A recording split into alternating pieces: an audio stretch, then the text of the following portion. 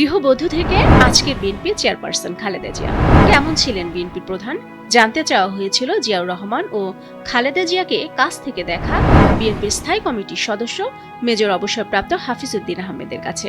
ভোরের কাগজের সঙ্গে একান্ত সাক্ষাৎকারে তিনি জিয়াউর রহমান ও খালেদা জিয়ার প্রশংসা করে বলেন তারা ছিলেন আদর্শ দম্পতি। তাকে আমি প্রথমবার যখন দেখি তার বয়স ছিল 25 বছর। তখন 25 বছর বয়সে তিনি দেখতে কেমন ছিলেন সেটা আপনি অনুভব করতে পারেন।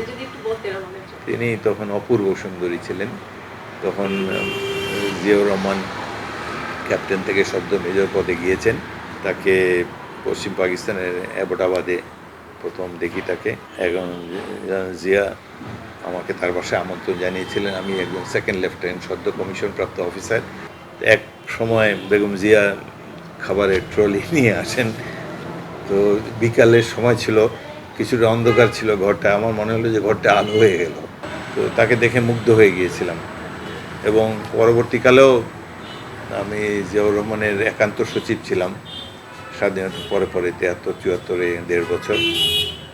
তিনি ব্যতিক্রমধর্মী। সেনাবাহিনীতে যে সবসময় পার্টি এবং এসে লেগে থাকে, উনি এগুলোতে অংশগ্রহণ করতেন না।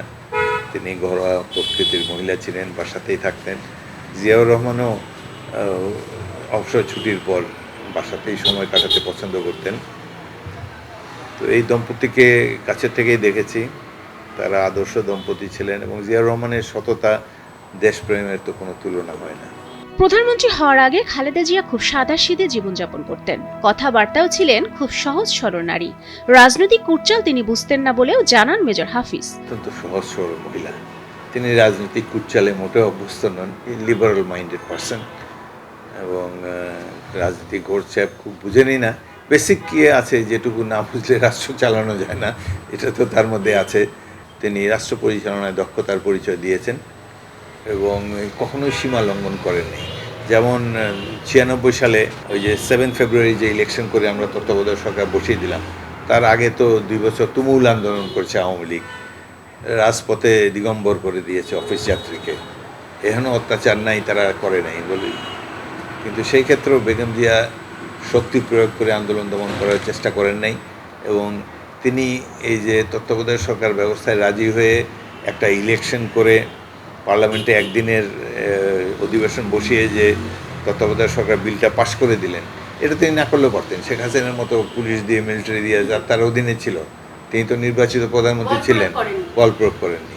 এই যে তার সেন্স অফ প্রপোর্শন আছে, তার যে সাধারণ জ্ঞানটা আছে, এটা তো শেখ হাসিনা দেখাতে পারেনি।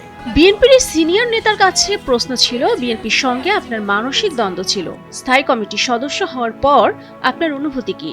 বিএনপি কি আপনাকে যথাযথ মূল্যায়ন করতে পেরেছে? অবশেষে মূল্যায়ন করেছে। এই স্থায়ী কমিটির যারা সদস্য, ডক্টর মোশাররফ ছাড়া সবাই আমার নিচের পদে ছিল একসময়, অনেক বছর, 10-12 বছর। আমি ভাইস প্রেসিডেন্ট ছিলাম 23 বছর এই দলে। যাই হোক, সেখানে হয়তো আমারও দোষ থাকতে পারে, বা আমার প্রধান দোষ হলো আমি সত্যি কথাটা বলে ফেলি, যেটা রাজনৈতিক নেতারা বলে না।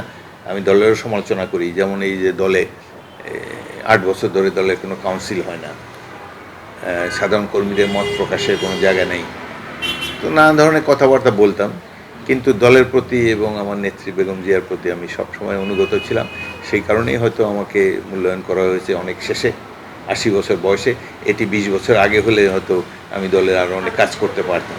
যাই হোক, বেটার লেট দেন নেভার। সেই দিক দিয়ে আরেকটা হলো যে আমি অ্যাকচুয়ালি দলের প্রমোশনের জন্য রাজনীতি করি না। আমি একজন মুক্তিযোদ্ধা, যুদ্ধে আহত হয়েছি। আমার অনেক গর্ব যে এই দেশ সৃষ্টি করেছি আমরা 71 সালে। সুতরাং এখানে দলে কি পদ পেলাম না পেলাম, এটা দিয়ে আমার মূল্যায়ন করার প্রয়োজন নেই। আমাদের আরও পরিচয় আছে এবং আমাকে নিয়ে অনেক ভুল বোঝাবুঝি ছিল, সেটাও তাদের কেটে গিয়েছে। বিএনপির ভারপ্রাপ্ত চেয়ারম্যান তারেক রহমানের দেশে ফেরার প্রশ্নে মেজর হাফিজ জানান, আদালতের মাধ্যমে দায়মুক্ত হয়ে তবেই দেশে ফিরবেন তিনি। তিনি প্রস্তুতি নিচ্ছেন তার মামলাগুলো ক্লিয়ার করার জন্যে এবং আইনগতভাবে, মানে আমরা চাই যে তিনি আইনগতভাবেই শুদ্ধ হয়ে আসুক। এখানে অ্যাডমিনিস্ট্রেটিভ অর্ডারে তাকে মুক্তি দিতে পারে, আমরা চাপ দিলে হয়তো এই সরকার দেবে, কিন্তু আমরা চাই যে আদালতের মাধ্যমে তিনি মুক্তি হয়ে আসেন। সেই জন্য একটু সময় লাগছে, তবে তত্ত্বাবধায়ক সরকারও তো সময় নিচ্ছে। সুতরাং আমরা আশা করি যত শীঘ্র সম্ভব তিনি দায়মুক্ত হয়ে এই দেশে আসবেন। রুমানা জামান, ভোরের কাগজ।